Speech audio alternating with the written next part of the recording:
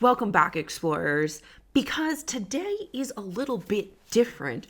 We are looking at ancient historical ties and mythological ties that we can see in Solo Leveling. I've watched all available seasons, so there's only two, and I have read up through volume 7 of Solo Leveling manhwa. So I wanted to talk about this because as an archaeologist and art historian, I had some thoughts. So come along with me as I talk ancient history and mythological ties. I understand I am not wearing any Solo Leveling shirts. I don't have any. I really want a hoodie that has one of his generals on it. But I understand that this is not Solo Leveling. I understand that this belongs to Jujutsu Kaisen. I understand that this is Satoru Gojo. And maybe I'll dive into Jujutsu Kaisen and the mythological and ancient historical ties that there is there with mythology, folklore, and more. But I really wanted to talk about this because me and my husband have literally binged all of the seasons, and I have flown through the manhwa. So I wanted to talk about it, especially because the newest episode of the Dirt Diaries podcast that comes out next week is actually on ancient weaponry, and I wanted to talk about some of the weapons here. So, very excited. Let me know what you guys think. And yeah, I'm going to be doing my eyeshadow and lipstick as I get ready while I talk to you guys. Really, it's just because when I teach in the classroom, I walk around, I talk with my hands. And when I'm here in my office, I like to sit and get ready for the day. Really, it's just to busy my hands as we talk ancient history and mythology in Solo Leveling. So because we are talking about the mythology and ancient history ties in Solo Leveling, I wanted to first and foremost start off with some of the easier, I would say, instances of mythology that we are already seeing as of season 2 of Solo Leveling. So with that, we already are starting off when Jinwoo actually enters into the Demon Castle, which is the dungeon where he would ultimately retrieve all of the ingredients needed in the elixir to life to save his mom and everything. And of course, if you've gotten this far, you know that there is going to be some spoilers. So again, spoilers alert, do not drop what happens. I am reading the manhwa, I am watching the show, I've watched everything, and I'm catching up on everything else. So please, no spoilers. I want to finish this. All right. So as soon as he enters, he's already up against the demon known as Cerberus. And like its mythological counterpart, Cerberus is depicted as a 3-headed dog who is, of course, guarding the lower portion of the dungeon. Now, what's interesting is that in Solo Leveling, Cerberus is actually shown with horns. In all ancient artistic traditions, we actually never see that.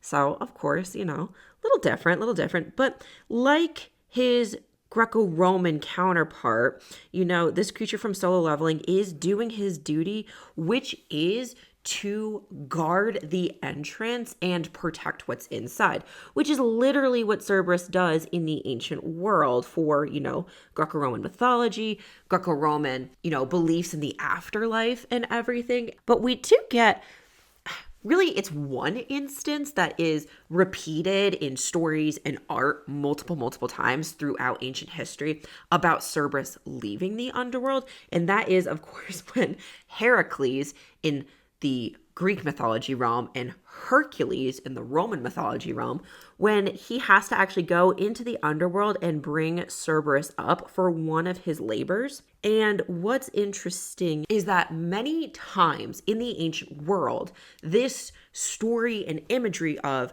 Hercules or Heracles dragging Cerberus up through into the mortal realm will actually be a major story component to necromancy sites. So necromancias in the ancient world, many of them will claim, oh, you guys won't believe this. This is where Heracles yanked Cerberus out from the underworld. This happened right here at this spot. I know for a fact at the site of Heraklia Pontica, which is right on the Black Sea. It's in modern day Turkey, so ancient Anatolia. That site had claims to fame with Heracles bringing Cerberus up. It was really interesting to see him portrayed with horns, looking a little bit more demon oriented. Okay, I could get that. I could get behind that.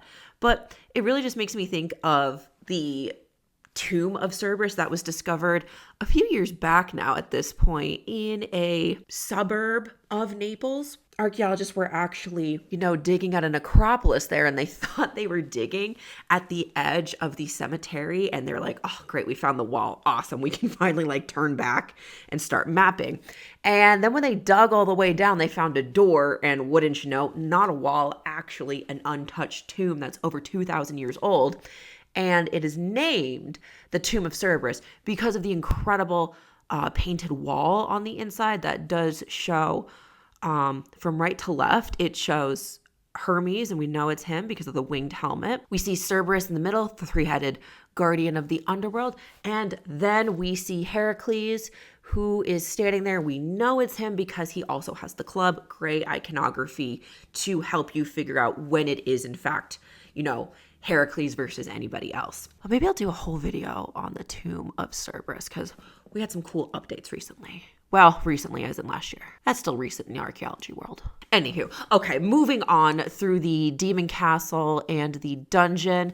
At the end, of course, I'm going to talk about the opening of season 2 because there's so many mythological ties in it that me and my husband have actually been going back and forth as we were watching Solo Leveling this year, and we binged both seasons. I had not heard of it, so shout out to Instagram for getting me on the Solo Leveling train. But we were reviewing the opening, not only because the opening song slaps, but because of the imagery and iconography. So we got to talk about that too. Okay, but next. So within the demon castle and this dungeon, Jinwoo was looking for the ingredients to craft the elixir of life. Cool, we got that. And so he needs 3 ingredients. And the first one that he gets is the root from the tree of life. And going back over that and watching, of course, the episodes and everything, and then reading it, I was instantly drawn to Yggdrasil from Norse mythology because that is known as the world tree, connects all of the different realms to one another. I was then trying to rack my brain through other mythologies and, cultural stories. And for the life of me, I could not think of any stories or myths that really captured Greco-Roman mythology with a world tree. There are trees that are sacred to gods, but it's not the same as a world tree. So I had to move on for that. And ultimately, I thought that the best bet was going to be Yggdrasil from Norse mythology, I should say. And Yggdrasil actually references to it can be found in the Poetic Edda and the Prose Edda, both of which were created around the 13th century. So early medieval time periods. That is so outside of my time period and antiquity that is that still early medieval, or is that just medieval at that point? I don't know. I'm so sorry. So then the second ingredient that he has to retrieve is spring water from Echo Forest. I instantly thought of the Fountain of Youth, where there are stories throughout different cultures and time periods of you either drink water or you bathe in certain types of water to restore youth to yourself. And we see this throughout ancient history across regions of the world. And I'll come back to the spring water in a second, but then the second part is it was in Echo Forest. And I instantly thought of the Greek myth of Echo and Narcissus. And the SparkNote version of this is there is a nymph, her name is Echo, and Zeus is rendezvousing with other nymphs in the area, and he says, hey, basically be on the lookout for Hera.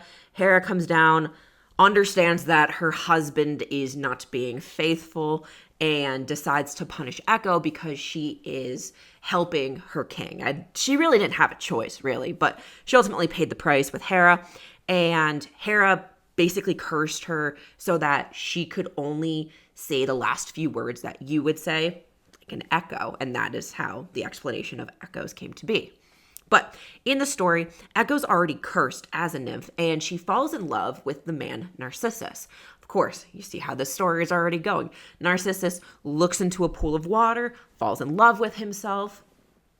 Echo is still in love with him. He spurns her, and she just kind of watches from the side as he kind of withers away and dies on his own because he doesn't want to leave his reflection. He's so in love and infatuated with himself that he ends up passing away. And then Echo, who's so consumed by her own grief, also wastes away so that she is nothing but her voice today, the Echo, which so sad.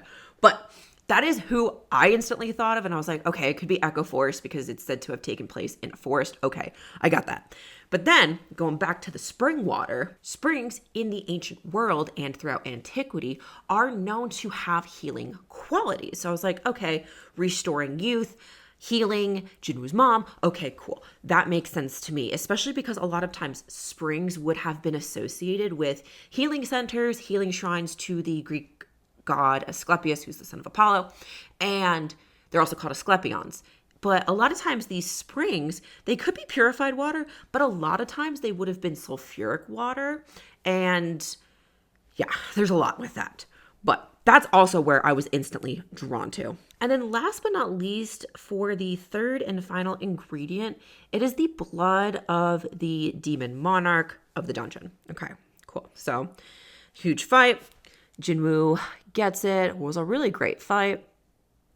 He gets a pretty cool longsword and some demon monarch daggers. Really love those. Really love all the daggers in solo leveling. No complaints there from me. Visually, they're beautiful. But, okay, so when I was seeing this occur, it was interesting because I don't know of any alchemical traditions where blood is used in ancient elixirs to life. So my brain kind of went two different ways here. So first and foremost, my brain went with, well, this could kind of symbolically from the show be in reference to blood as a life force. And I was like, okay, cool. Got that noted. And then, going down that rabbit hole, I kind of thought about the whole podcast that we did on ancient elixirs to life and alchemical traditions. And then I thought, when we're looking at stories that incorporates heroes or even demigods, men of myth, really, you could kind of say that blood, so their life force and the story of their life is kind of required for them to live forever. So not so much like blood is going to give you the elixir to life, but for the men of myth like Gilgamesh, Achilles, and more, we kind of see that it is the story of their life, who they are, that makes them live on forever. So that's kind of where my mind went for one portion. And then the second portion, I actually went with Cineabar. Cineabar is mercury sulfide. If it's not, life and the story of your life for what makes you live forever, I instantly thought of Cineabar because as a raw material and not as a finished product, we really kind of see Cineabar as a dark blood red color. So it can look like unoxidized blood. So I was like, okay, we could go this way, which in alchemical traditions does have ties to the elixir to life, to longevity and immortality. In fact, the mercury sulfide in it is what our buddy Emperor Qin Shi Huang was ingesting when he was on his own quest for immortality. So I don't know, we could go two different ways with this, but all in all, there really is no tradition where blood is used, so I couldn't find anything there. Moving outside of mythology, what's interesting about his job class as a necromancer is we see necromancers and necromancy in ancient history, in antiquity, and in mythology. So with necromancy, what is necromancy first and foremost? Because I think we all get like a crazy image in our head if I say, think about necromancy and what you think these individuals look like. So necromancy, the definition of it as it's used in the ancient world is really just communication with the dead. It does not always mean that you are raising the dead like Jinwoo is when he, makes all of his shadow soldiers arise, because that is technically reanimation, which is a subset of necromancy in the ancient world. Like, we do have stories, of course, and depictions of it in artwork for reanimation. And of course, probably the scariest stories about reanimation in the ancient world comes from the sorceress. Modern times might call her a witch. The Witch of Eric, though, she is absolutely terrifying. But that's really where we get a lot of reanimation stories. There's also a few from Rome as well, where corpses will sit upright and start talking. But really, necromancy in the ancient world is divination or communication with the dead, because really you are trying to get something out of them. A lot of the times it is information pertaining to hidden treasure. Yeah, what a crazy time to be alive. Necromancy in the ancient world is one of my favorite topics to go over with my students as well. So as a necromancer, he is raising the dead and communicating with them. So yeah, I would say it fits the category of necromancer. But again, while reanimation is part of necromancy, necromancy is not always reanimation. And for his weapon, because I could talk about his shadow army all day long and rank my favorite generals of his. But okay, weapons in solo leveling. So what's really interesting, going to the source material, only got one lash on, that's fine. Okay, so from the source material, yes, I'm pulling from volume 7. Okay, because this was a great example of when he is fighting Beru. That the item listed that he pulls out, which is the Monarchs dagger, is inherently called a dagger. Now, as an archaeologist who specializes in ancient weaponry and combat iconography, this tickled my fancy. Why? Because a lot of the weapons that Jinwoo uses and pulls out, and yeah, really just him, they're called daggers, but visually, and I'm not getting, scales or anything from the episodes or in the manhwa, they look more like swords. And this is really fascinating, of course, because the next Dirt Diaries podcast episode that is coming out is based on ancient weapons of the Bronze Age, specifically looking at prehistoric Greece and Egypt. But, with Jinwoo, it makes more sense that he would go for daggers because he was an assassin type. But the daggers that were shown, and I know they're modern, they look more like long daggers bordering on short swords. And I know you're going to say, visually, well, they could be both. True, they could be both. But swords and daggers function very differently in their typology and their creation. They are going to be crafted very differently for different purposes, and of course they require very different training. So the Demon Monarch's longsword and the sword that Cberus uses, of course, those are great examples of long swords. Cool. Now, in the ancient world, really in the creation of swords in prehistoric Greece and the Aegean during the Bronze Age, we get a lot of really long swords that are over a meter in length just with their blades from the Archelahori cave in Crete. And then one of the earliest examples of a sword in its formalized form as a type A in Greece actually comes from the site of Malia, which is a palatial site. And that sword is massive, was going to be really delegated to the ritual sphere.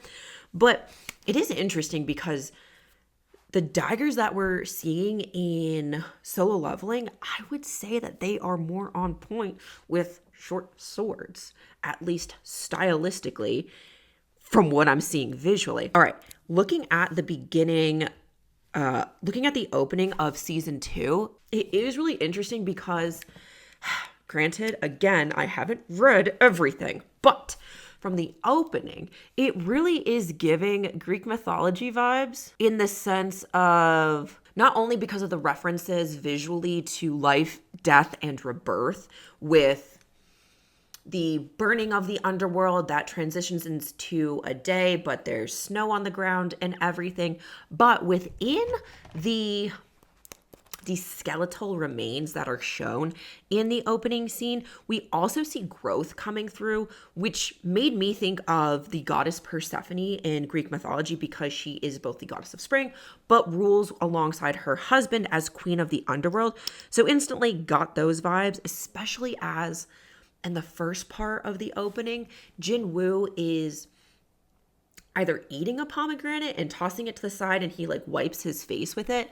And the pomegranate in Greek mythology is really important in the hymn to Demeter, Hades and Persephone, all of that kind of stuff. But the pomegranate is also really interesting because it's twofold.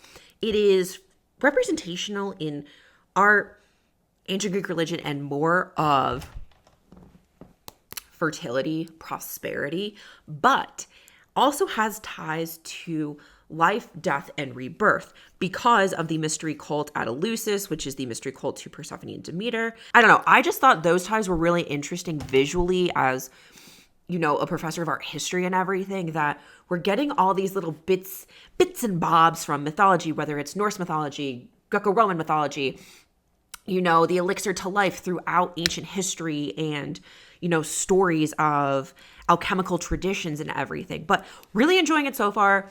Let me know what you guys think down below. Who is your favorite general of Jinwoo's? And yeah, let me know. I'm super excited. And should I do a whole little short video on the Tomb of Cerberus? Should I keep looking for more mythological ties in anime? Let me know. And yeah, as always, keep your books open, stay curious, and I will see you guys next time on the Dirt Diaries.